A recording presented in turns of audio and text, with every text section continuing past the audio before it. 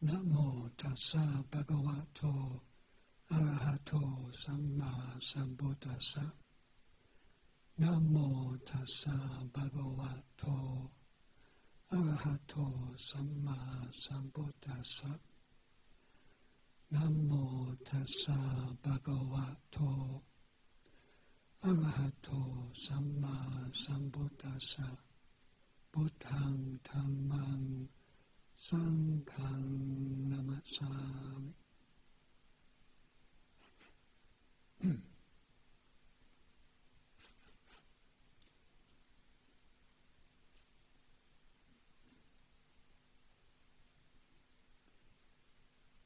So we're out of the winter retreat, 11 days. And now we're not in the more quiet retreat mode. We're more into the doing, engaging, interacting. So I thought I'd just talk a little this evening about right speech. Now we're talking more, engaging more. As we chanted this evening, the Dhammacakka and the factors of the Eightfold Path, one of them was, Samma Vacca, right speech.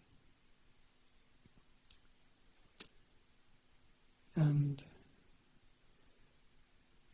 in this Dharma practice, we can't really neglect any of those factors of that Eightfold Path. It's a whole system of training the heart and mind. It's a whole training in body, speech and mind. Because, our verbal actions, they have consequences, not only in terms of the effects it can have on the people around us, but the effects on the quality of our mind.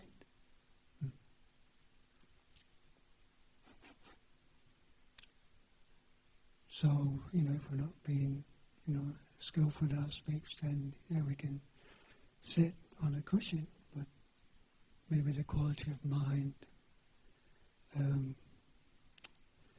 will suffer because of the consequences.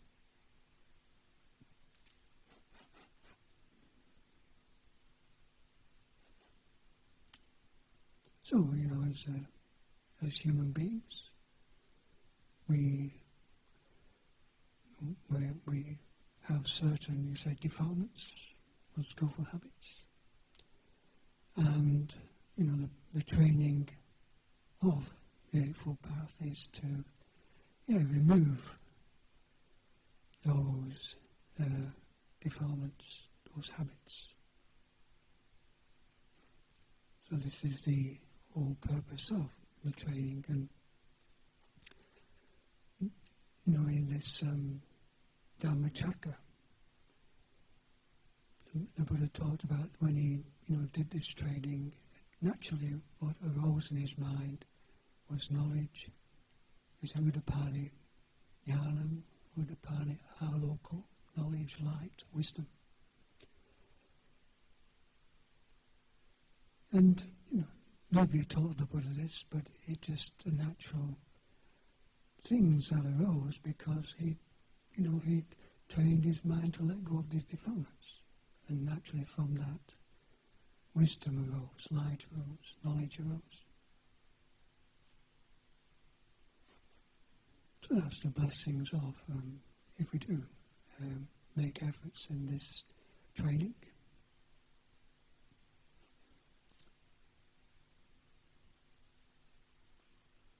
So if we want to abandon certain habits and defilements, we have to, be aware of those actions of body and speech that tend to empower them. This is a training in right speech. being more aware of those sort of ways of speaking that tend to feed these defilements and have another good effect on the quality of mind.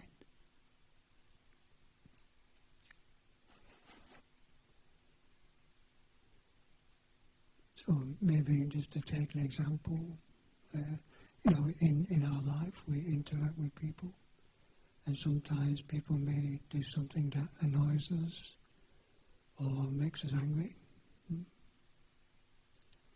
So,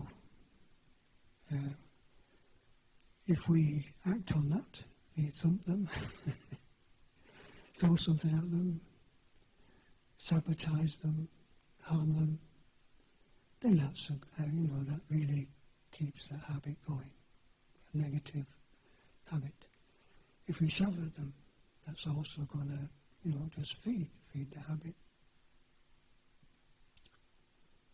And on a more subtle level, we get caught up in angry thoughts, then that's going to keep the habit going. So the training is about how to be aware of these mind states, but without acting or speaking on them. So it's natural that these mind states will arise, but training ourselves not to act or speak on them. And eventually, as we strengthen the practice, then not even to get caught into the thoughts that come from them. This is something we can do. This is how we actually can train ourselves in meditation. Being aware of a mind state, and the sort of thoughts that come from it. So, just like sitting here in this Dhamma hall in meditation, looking more inward, being aware of the mind, and the thoughts that come up from that mind state. But they didn't come out of our mouth, did they? So we can actually train ourselves to be aware of a mind state, be aware of the thoughts, if it's an unskillful mind state, but not acting or speaking on them. So it's something we can train ourselves. And we train ourselves here, in meditation, but then hopefully that skill we can take out into everyday life when we notice, those mind states arising as we're interacting. Then, the thoughts that come into our mind maybe don't come out of our mouth. It gives us time to reflect. So this is how the Buddha said how to train the mind. And, through the meditation, it's, as the way the Buddha would encourage us to practice is, if we're aware of before we say something, to take a moment to reflect. Is if we say this, will it be a benefit to the other person or to ourselves?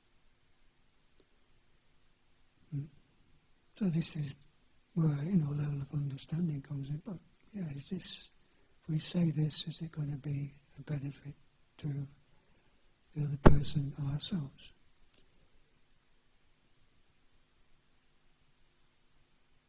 And if we get a sense it's not going to be very helpful, then maybe the thoughts don't have to come out of the mouth. And sometimes when we react to something, the first thoughts that come up may be not so skillful, but we can reflect, and then maybe another and more skillful thoughts come up, a more skillful response than maybe just blurting out something because we're angry with them.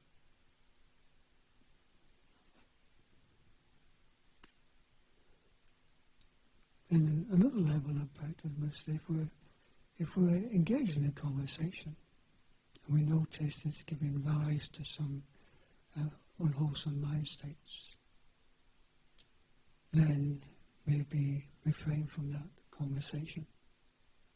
So people can get quite heated up about politics and different things. But is it really benefiting one's quality of mind? Certain topics that get us all stirred up.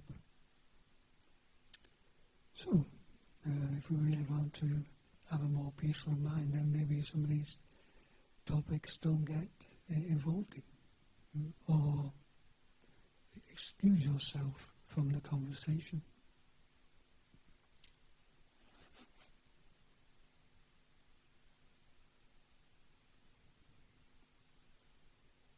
And then, after we've had the conversation, looking at the effects of that on ourselves and another person. And that sometimes, when we sit in meditation at the end of the day, we see the results of maybe conversations and different things that's happened in the day. And we see the results of actions, of speech. So, maybe that's something we also learn from, that didn't live a good result, maybe I'll be more skillful tomorrow. So we can always begin again and train ourselves in skillfulness.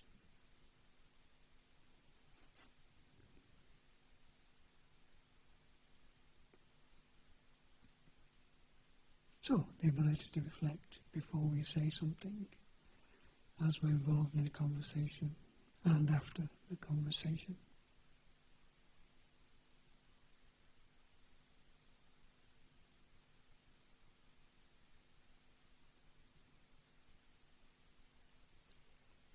So in this Eightfold Path and Samma Vacca, the sort of Kaiser speech that the Buddha encourages us to avoid one is lying.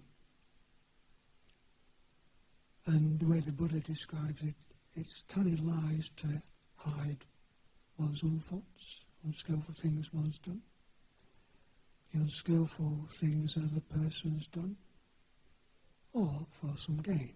Lying to get more money, some sort of material gain or sensual gain, whatever.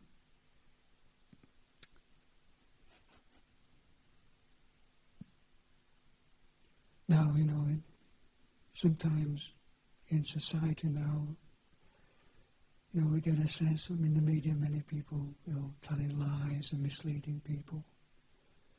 And we can sort of think, well, everybody's doing it. Why should I not do it? But, the effects of it is not good on one's quality of self-respect and one's own integrity. So, being a more honest and upright in one's speech, one from that will be a sense of self-respect, integrity, and a good effect on one's quality of mind.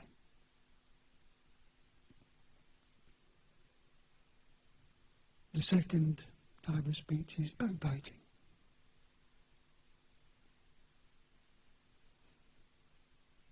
And if we look at the mind state behind backbiting, it's not really, it doesn't tend to be compassion or kindness. It's more of a negative mind state, isn't it? Somebody's you don't like, so you like to backbite them. But, if we get caught into backbiting, then that's, of course, not just feeding that negative mind state.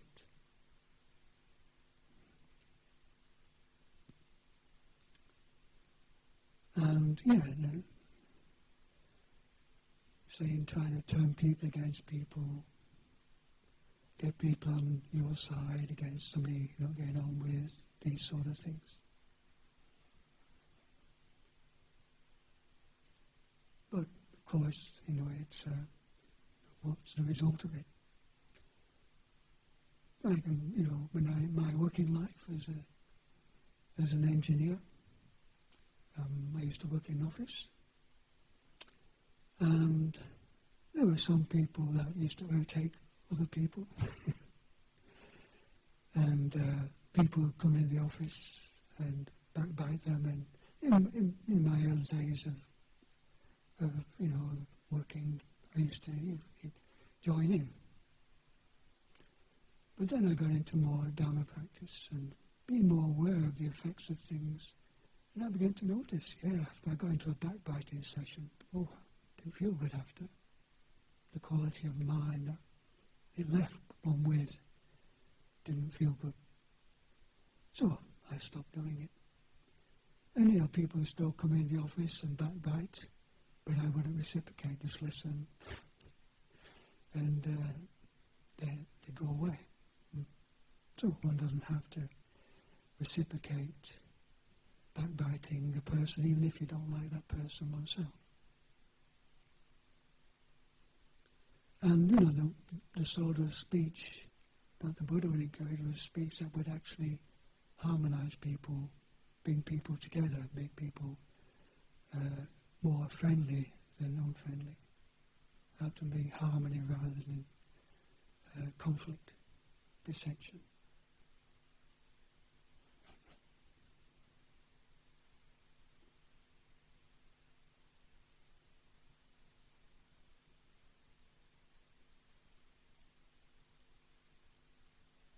Again, harsh speech. Again, from a negative mind state.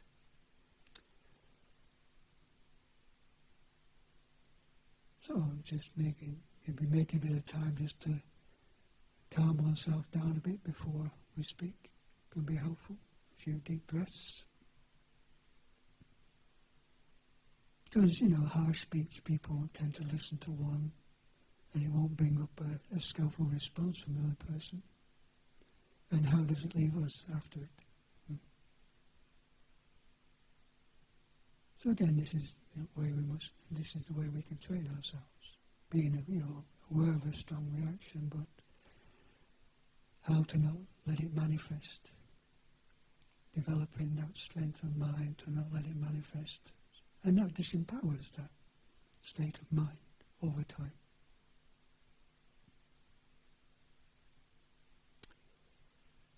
And frivolous speech,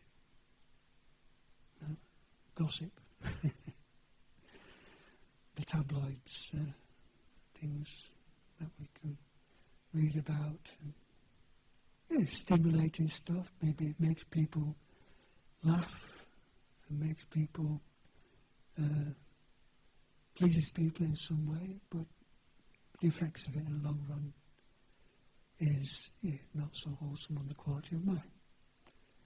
And, a lot of that, maybe frivolous speech comes from a restless mind. Agitated, restless mind. And do we want to keep that agitated and restless mind going through these ways of speaking?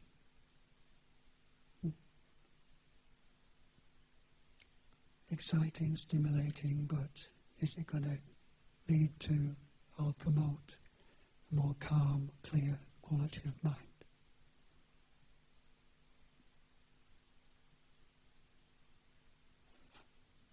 So this is something to reflect on oneself. And these are the guidelines, so that it helps us to bring us back to being more aware of the mind and the defilements in the mind. And that is the foundation for beginning to let them go. Abandoning some of these unskillful mind states when one doesn't act or speak on them, and eventually, learns how to reflect skillfully on them, rather than getting caught into the more unskillful thoughts.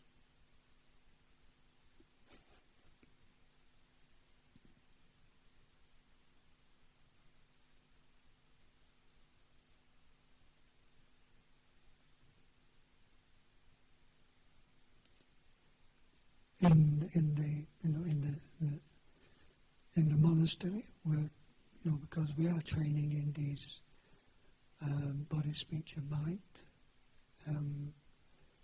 if we really want to learn from this training, we have to be open to feedback. Maybe admonishment is a strong word, but at least, like feedback if we're doing something that's not skillful.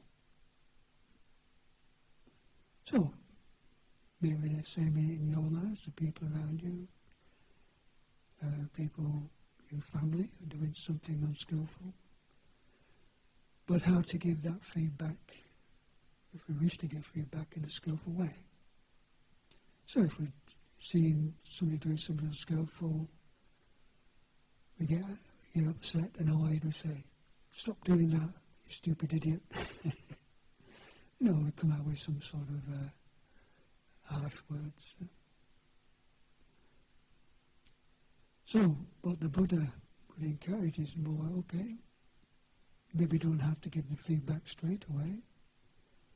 So, time to reflect in terms of find the right time to give the feedback. And reflect on, how would be a skillful way to give this feedback, rather than blaming or putting people down, how to give the feedback in a way that encourages them in skillful ways. So how to give the feedback. And, setting up an intention to help them rather than not, make them feel bad, but might help them. And also the mind state behind it. If we can establish a sense of wanting to help and kindness towards them, then that's going to affect the way the words come out.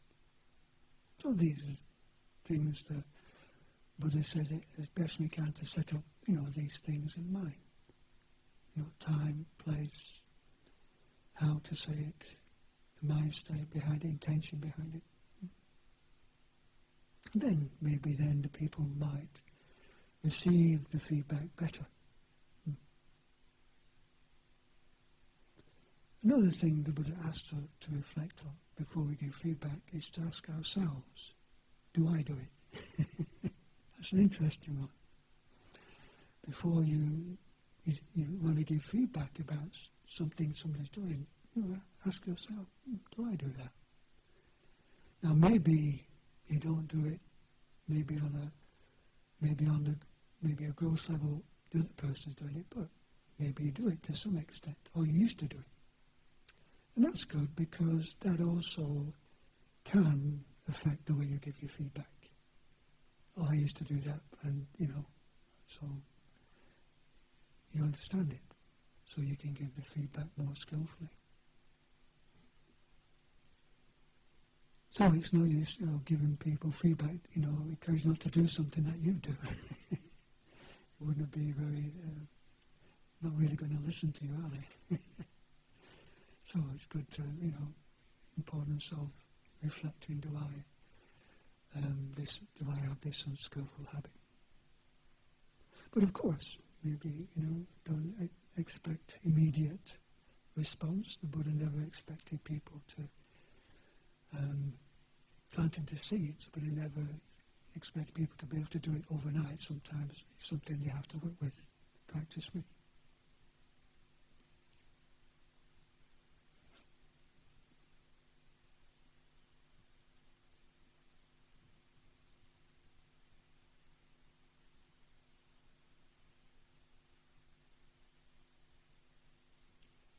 One of the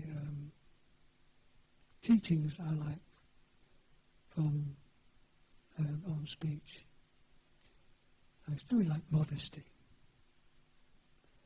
In this sort of, in the media, you tend to, a lot of people trying to promote themselves, politicians. And that also leads to some unskillful speeches and knocking other people down to make themselves look good. I mean, just in one election there was, one candidate was saying about the other candidate. The other candidate wasn't doing anything bad, but he said, but some of his relatives are doing some things bad. Trying to knock knock down his popularity because some of his relatives were doing some unskillful things. So the way people can use speech to promote themselves, put others down,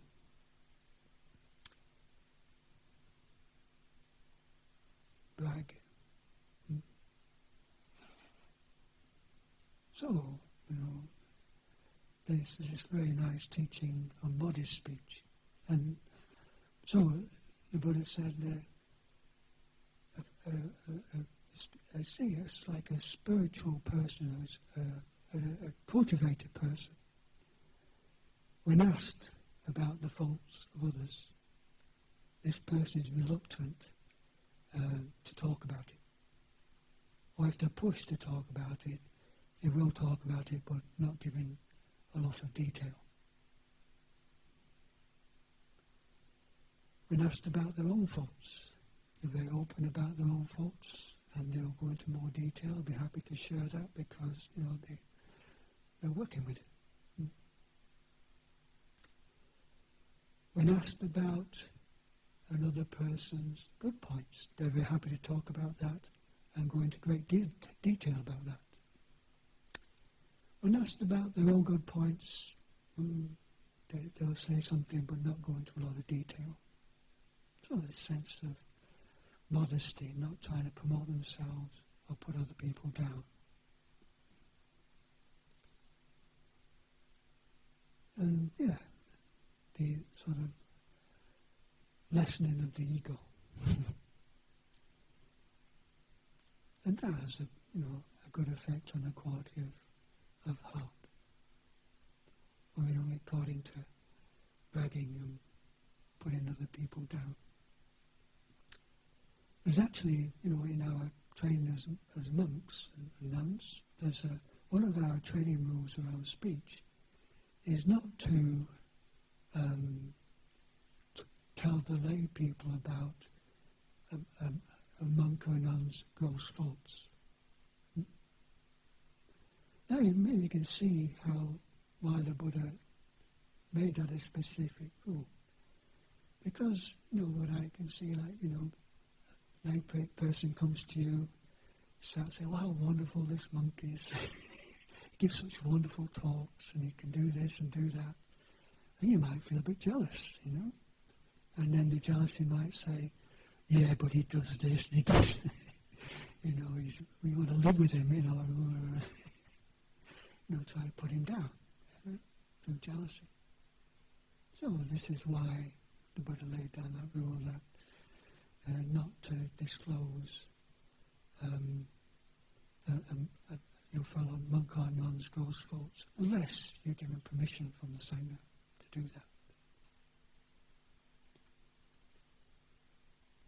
Because, jealousy is also a source of unskillful speech, isn't it? When we're jealous of somebody, where we can say no nice things about them, put them down.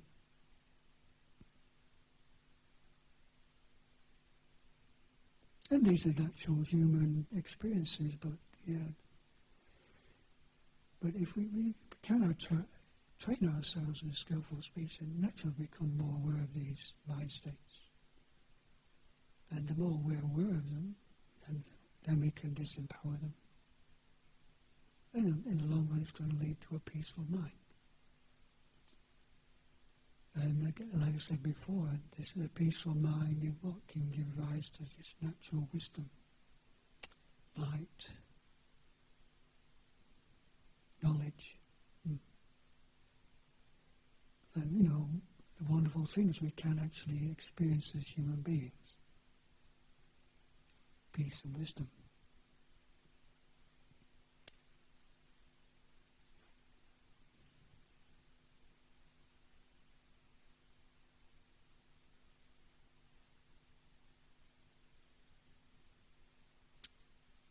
So, this is why in this Eightfold Path, speech is an important factor of that. Training in skillful speech. And, we can't, if we really want to develop this practice, we can't really, neglect any of these factors of the Eightfold Path. It's the whole system of training in body, speech and mind. So I'd like to offer these thoughts this evening and encourage you in this practice.